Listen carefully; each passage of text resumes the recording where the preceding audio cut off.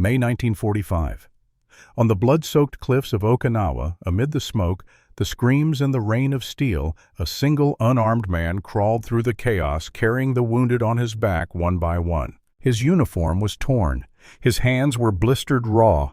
And yet with each man he lowered down the escarpment, he whispered the same prayer, "Lord, please help me get one more." That man was Desmond Thomas Doss, the only American soldier in World War II who went into battle without a weapon and walked out a hero. Desmond Doss was born on February 7, 1919 in Lynchburg, Virginia.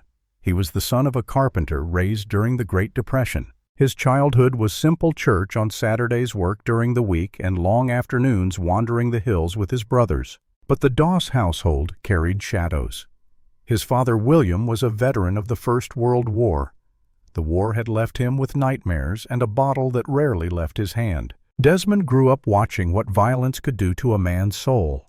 One night, during an argument, his father nearly shot a family member in a drunken rage.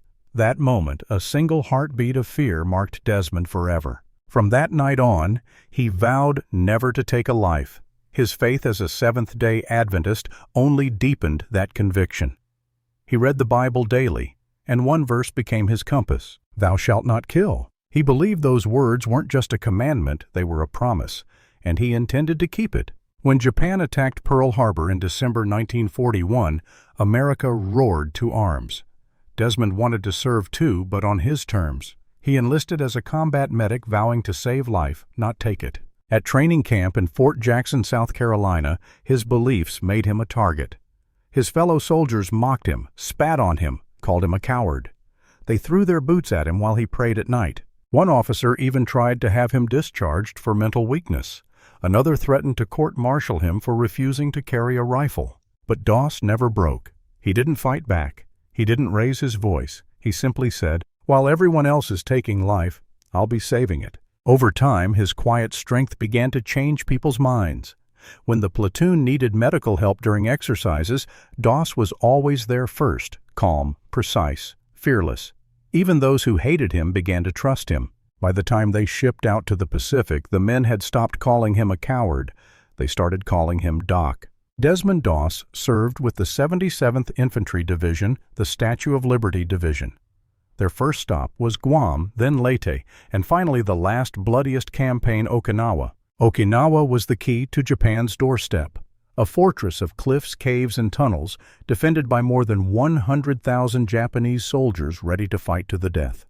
For Doss and his unit, the heart of the island was a sheer cliff 400 feet high, a place the soldiers called Hacksaw Ridge. To climb it meant climbing into hell itself. On April 29, 1945, the 77th Division began their assault. The men scaled the cargo nets up the face of the cliff, emerging onto a plateau under a storm of machine gun fire. Mortars screamed, flamethrowers roared, men fell by the dozens. Within minutes, the battlefield became a slaughterhouse. Doss moved among the fallen, ignoring bullets that snapped past his ears. He crawled through smoke and blood, bandaging wounds, dragging men back to cover. When he ran out of morphine, he tore his own shirt into bandages. When his hands bled, he kept going. For 2 days, he saved lives without rest.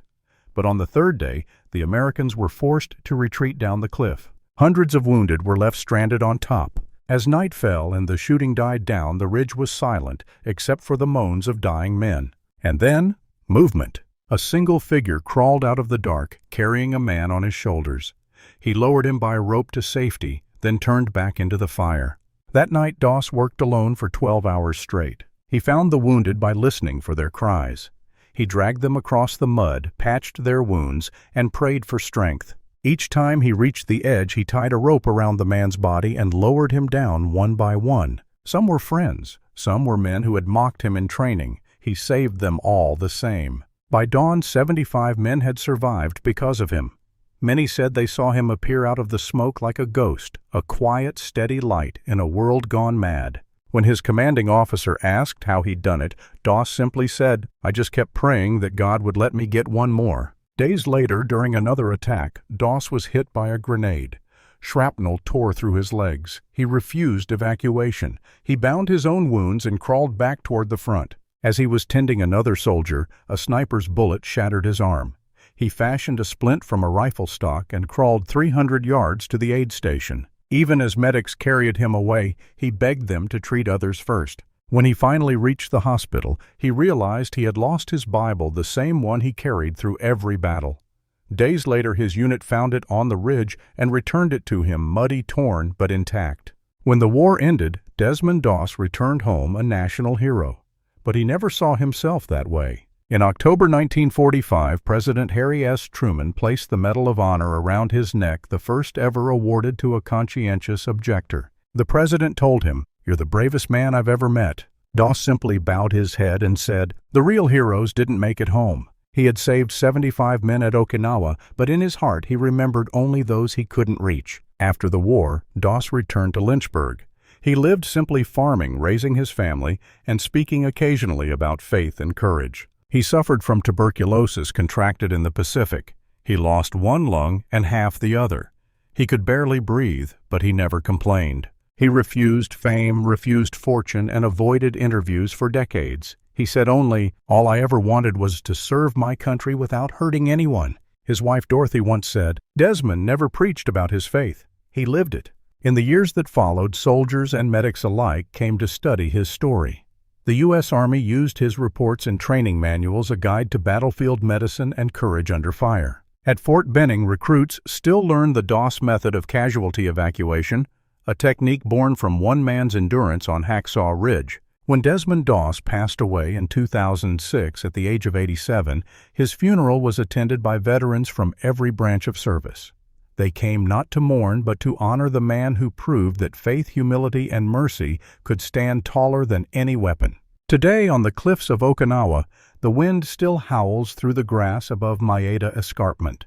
The scars of war have faded, but somewhere in that soil lie the echoes of a man's footsteps, a medic who chose compassion over violence and faith over fear. Desmond Doss showed the world that courage is not the absence of fear, but the triumph over it. He carried no gun, fired no bullet, and yet saved more lives than most armies ever could. He proved that even in war, a man of peace could be a warrior.